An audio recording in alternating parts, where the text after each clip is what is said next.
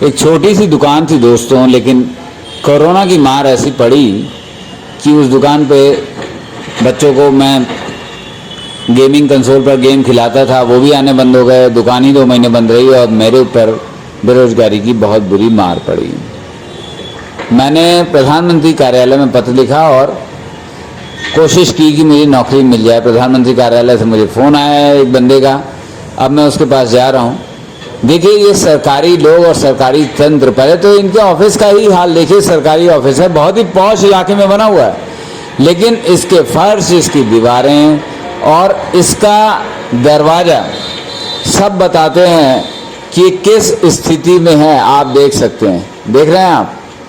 इसीलिए मैंने स्पेशली इसे कैप्चर किया है। मैं उस व्यक्ति के पास जा रहा हूँ जिसने मुझे ये कह के बुलाया कि हाँ हाँ आपको रोज़गार मिलेगा, बिल्कुल आप हमारे पास आइए। मैं उसके पास जाता हूँ। ध्यान रखिए इस कार्यालय में चपरासी भी 40,000 से ऊपर की तनख्वाह पाता है। आप नमस्कार कर दिया उन्होंने जी, फ़ोन पे लगे हुए हैं।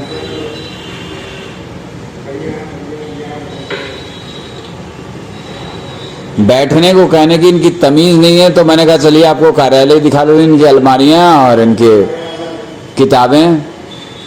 बंदा फ़ोन पे लगा हुआ है, कोई फ़र्क नहीं है, देखते जाइए सरकारी तमाशा। देख रहे हैं आप, एक बार आपसे ये बैठने को नहीं कहेगा, देखते जाइए।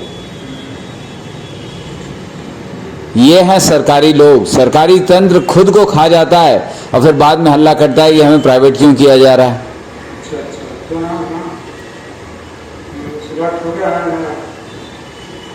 टेबल देख रहे हैं आप, एक प्लाईवुड पड़ा हुआ है जिसपे फिनिशिंग भी नहीं है, ऊपर माइका भी नहीं लगी हुई है।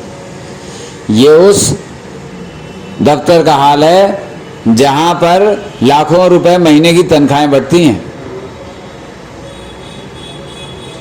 आदमी की नेम प्लेट आप देख ही सकते हैं और इनके काम करने का अंदाज आपको दिख ही रहा है। इतनी देर से मैं इनके सामने खड़ा हुआ हूं, इन्होंने सिर उठा के देखा नहीं है, सिर उठा के देखा नहीं। देख रहे हैं आप ध्यान से,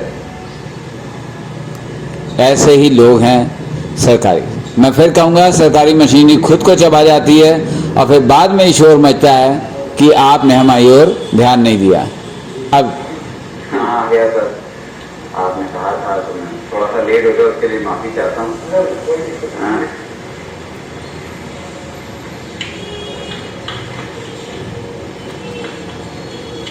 ये जनाब मुझे लेके अपने बॉस के पास जा रहे हैं। पहले इन्होंने मुझे लिख के देने को कहा था क्या पहले बात करो, हम रोजगार मेले में आपको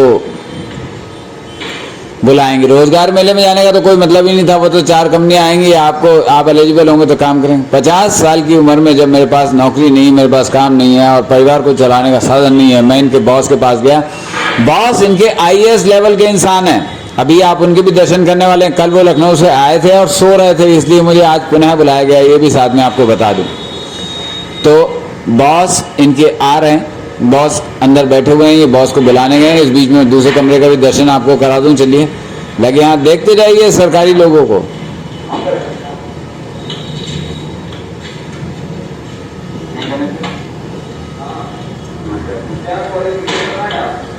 सर मैं ग्रेजुएट हूँ और मैंने FDI से फुटवेयर डिज़ाइनिंग का डिप्लोमा भी किया है। तो सर मुझे पता नहीं, आपके अधिकार तो मुझे नहीं पता कितने, पर मेरा सिर्फ एक विनम्र सा निवेदन ये है कि बरेली का जो FDI सेंटर है ना सर, ये बंद नहीं पड़ा। ये भी होगा कि यहाँ के लोग नहीं आना चाह रहे हैं तो दूसरे शहर में आ गए। और मैं आपसे विश्वास दिलाना चाहता हूँ कि मैं एक अच्छा डिज़ाइनर अभी भी हूँ। बस डिज़ाइनिंग की जो होते ना कि सिलाई यहाँ का जो बरेली का है, जो BA का वो चल रहा है, FDI का सेंटर अभी कर्मचारियों की वजह से बंद है। तो एक कर्मचारी मैं वहाँ पे पानी लाने से लेकर डिज़ाइनिंग का काम करने में सक्षम हूँ। मैं आपको विश्वास, आप ही नहीं सक्षम, पानी लाने के लिए लाखों लोग हैं। मैं जानता हूँ सर, मैं जानता हूँ। और दूसरी चीज, पहली चीज तो प्राइवेट सेक्टर में नौकरी कैसे मिलती है पता है। एप्लीकेशन आवेदन निकलता है, भरना पड़ता है, उसकी परीक्षा होती, इंटरव्यू होता है, उसके पास करना पड़ता है, मेरिट भर्ती, तब सिलेक्शन होता है, विज्ञापन होता है, तब होता है। तो प्राइवेट सेक्टर में वो अपने योग्यता अनुसार आपका चयन करेगा तब रखेगा, ये नहीं ऐसे किसी दबाव नहीं रखेगा। ये अर्ध सरकारी है। तो जब वो बंद है तो बंद को हम नहीं खुलवा सकते कि हम उसको खुलवा दें। नहीं मैम, मैं नहीं आप करवाएं, आप उनसे बात तो कर सकते हैं सर। नंबर है, नंबर दो। नंबर तो मेरे पास नहीं है, वैसे FBI नोएडा आप डालेंगे तो आपको नंबर सारे मिल जाएंगे। FDDI नोएडा। तुम्हारा तो एंड्रॉइड है, उसको बैठ जाओ खोल करके दिखाओ। नेट नहीं है, हैं? नेट नहीं है। नेट में बताओ, बैठो बताओ कैसे क्या होना, बता। FDDI नोएडा। देख रहे हैं आप, मैंने इनसे कहा मैं पानी भी लाने को तैयार हूँ, ये कह रहे हैं लाखों लोग पानी लाने को तैयार हैं। आप अकेले नहीं हो पानी लाने को तैयार हैं। फुटवियर डिजाइनर कह रहा है मैं पानी लाने को तैयार हूँ, और ये सरकारी ऑफिसर इस बात पे पूरे मुतमईन हुए बैठे हैं। साथ में आपको एक बात ये भी बता दूं कि ये लोग वो हैं जो अभी घोर कोरोना काल में जिनके पास मैं गया हूं, आपको एक आध बंदे के मुंह पे मास्क दिखेगा, बाकी किसी के मुंह पे मास्क नहीं दिखेगा। इनके अपना ज्ञान इतना है कि फुटवियर डिजाइनर इन्हें पता नहीं होता क्या है। IAS लेवल के ऑफिसर्स की हालत ये है। सरकारी लोग, सरकारी काम करने का तरीका और इनका सरकारी रवैया ये न बदला है न बदलेगा, मुझे लगता है।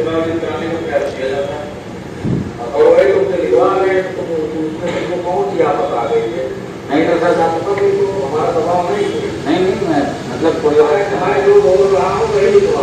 ऐसा नहीं कि बात होगा कि एम्प्लॉयमेंट अफसर ने कहा कि तुमको हम स्टोरेज कार्ड बनवा देंगे, वो नहीं लिखवाएंगे। मैं जो बोल रहा हूँ मुझे कि आपको विभिन्न योजनाओं पर आपको लोन लेना है, अगर लोन लेना है बताइए हमको, बात करके आपको भेजिए, आप जाकर के लोन लेकर अपना व्यवसाय करो। नहीं लेना है तो लोन मिल जाएगा सर, मैं 10 लाख का 10 लाख नहीं 15 लाख 20 लाख 50 लाख का होम मिल जाएगा। आपकी क्षमता होनी चाहिए, उधर बैंक असेसमेंट करेंगे ना। अच्छा 10 लाख आपको देगा तो आपकी हैसियत भी देखेगा 10 लाख ये नहीं है, मैं 10,000 नहीं दे रहा हूँ। ठीक है, नहीं 10 लाख का लोन देने के लिए क्या करना पड़ेगा ये बताइए। वो एजेंसी बताएगी, जैसे मेरा जो केंद्र में आप जाओगे वो बताएंगे, खादी ग्राम में बोर्ड बताएगा। हम लोग भी नहीं, हमारे हम लोग की एजेंसी नहीं है, हमारी आपको काम बता देंगे रास्ता की जगह जल्दी हो जाएगा। अब आपको जो करना बताइए क्या करना है, इधर नोट करिए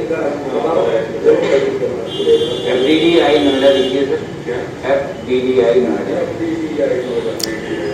तो सुनिए, इतनी सारी बातों का इनकी सार ये है कि हम तुमसे कह रहे हैं रोजगार मेले में तुम आ जाओ, रोजगार मेले में तुम आने को तैयार नहीं हो तो फिर तुम्हारा भला नहीं हो सकता। तुम्हें अगर लोन लेना है तो यहाँ से निकल जाओ, जाके लोन एजेंसी के पास जाओ, वो देखेगी तुम लोन लेने लायक हो कि नहीं हो। मतलब जैसे करेंगी मैं आपसे सेंटर के लिए डिजाइनर जो है तो कुछ सोच पाए तो बाकी में क्या नहीं बरेली में ये बरेली आए थे नहीं, ये आपको बताएंगे कि वो रख सकते हैं या नहीं रख सकते, ऐसा कुछ आप लोग बताएंगे कि मैं सरकार की तरफ से बात कर रहे हैं तो शायद कुछ बात बने।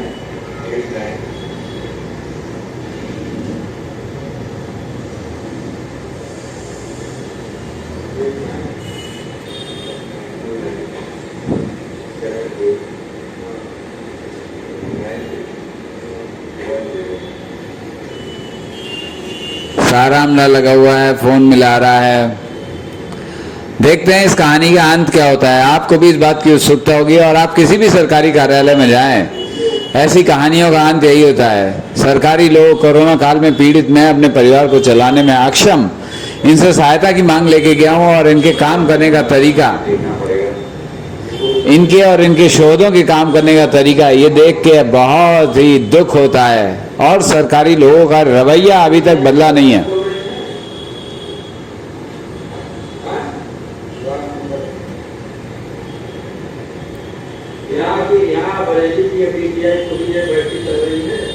फैक्ट्री नहीं सर, ट्रेनिंग सेंटर चल रहा है। ट्रेनिंग सेंटर तो खुला हुआ है, वो बस कोविड काल में बंद पड़ा है। उसको ट्रेनिंग करना है कि मैं ट्रेनिंग कर चुका हूँ, मैं यहाँ से कोर्स कर चुका हूँ। उसका मैंने पूरा इनको बताया था कि सर मैं नौकरी कर रहा था एक टाइम में, मेरे पिता लंबे समय को बीमार पड़े तो मुझे आना पड़ा। उसके बाद प्राइवेट जॉब में आपको कोई स्थान नहीं था। आप साल भर को जाओ, उसने एक छोटी सी दुकान करी, बच्चों को गेम खिलवाता था। गेम अब ये इस काल में वो भी बंद हो गया। मेरी वाइफ की नौकरी थी, वो भी चली गई, स्कूल में नौकरी करती थी, स्कूल वालों ने तनख्वाह देने से मना कर दिया। तो परिवार तो चलाना ही होता है सभी को, इसलिए मैं आपके सामने फरियाद लेके आया जहाँ भी लगता है। मैंने कहा मैं तो ग्रेजुएट हूँ और मैंने साथ में फुटवेयर डिजाइनिंग का डिप्लोमा में किया है, फुटवेयर डिजाइनिंग का, जूते चप्पल डिजाइन का। और इसके अलावा आपसे मुझे एक और बात कहनी थी कि अगर आपको ये काम की लगे, आप लोग की कई सारी योजनाओं में वीडियो रिकॉर्डिंग की जरूरत होती है, तो मेरा यूट्यूब चैनल है, तो मैं एक अच्छा वीडियो एडिटर और रिकॉर्डिंग भी करता हूँ, पर एक अच्छा कैमरा यूनिट G7 का। तो अगर आपको जैसे किसी रिकॉर्डिंग वाले की जरूरत हो, शिक्षा अभियान या इस सब में, तो उसमें भी आप मुझे 2 पैसे का रोजगार दे सकते हैं। शायद अगर आपके यहाँ जरूरत पड़ती हो, आप किसी को बुलाते हो, भैया हमारे डाल दो। बल्कि मेरी तो व्यक्तिगत राय, पता नहीं सरकार इसे मानेगी कि नहीं। क्या आपके कार्यालय का अपना कोई यूट्यूब चैनल है? तो वही तो कह रहा हूँ, अगर हो तो आपको 10 बातें तो लोगों को बताने की जरूरत ना पड़े। कई सारी बातें, नई योजनाएं जो आए उन्हें तफसील से उन पे डाल दिया जाए। हमारा पोर्टल है, अच्छा, पोर्टल पे डल जाती है। अच्छा, योजनाएं आ जाएंगी तो बरेली का शुरू किया अच्छा हो गया।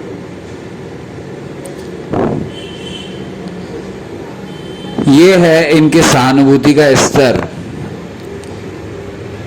देखते जाइए, ये कोशिश कर रहे हैं बात कराने की और कोशिश कर रहे हैं मुझे टालने की।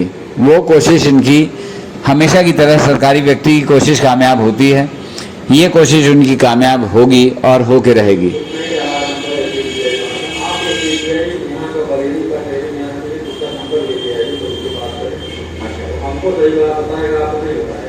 मैं समझ सकता हूँ सर, आपको ठीक बताएं तो अगर वहाँ जगह खाली है, बाकी उतना ऐसा करते हैं तो प्रयास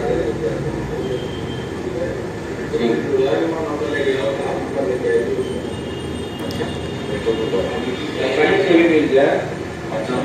नहीं, नंबर तो मिल जाएगा, कहीं ना कहीं से ढूंढ ढांड के मिल जाएगा। मैं पहले खुद कॉल करके पता कर लूँगा ये DI का है तो फिर ठीक है, फिर मैं आपके पास वो नंबर दे आऊँगा। ठीक है सर, धन्यवाद। और इस नमस्कार के बाद मैं इनके पास दोबारा नहीं गया, क्योंकि मुझे सिर्फ इनका रवैया देखना था। इनका रवैया इनके ऑफिस की तरह ही खस्ता हाल है। इनके हालात शायद ही कभी बदलेंगे। सरकारी लोग सरकारी ही रहेंगे, और जिस वजह से सरकारी संस्थाएं खड़ी करी गई हैं लोगों का भला करने के लिए, सिर्फ उसमें ही नाकामयाब रहते हैं। और इसीलिए सरकारी संस्थाओं को रोज बंद करने की सिफारिश हो रही है, क्योंकि ये जिस वजह से करे गए हैं उसका भी काम नहीं करते और बाकी भला करते हैं, मगर केवल अपना भला करते हैं। तो ऐसे भले पे सरकार का बहुत पैसा खर्च होता है, उस पैसे को तो कम से कम बचाया जाए। धन्यवाद। देखते रहिए मेरे इस चैनल को इसी तरह के खुलासे के लिए। नमस्कार।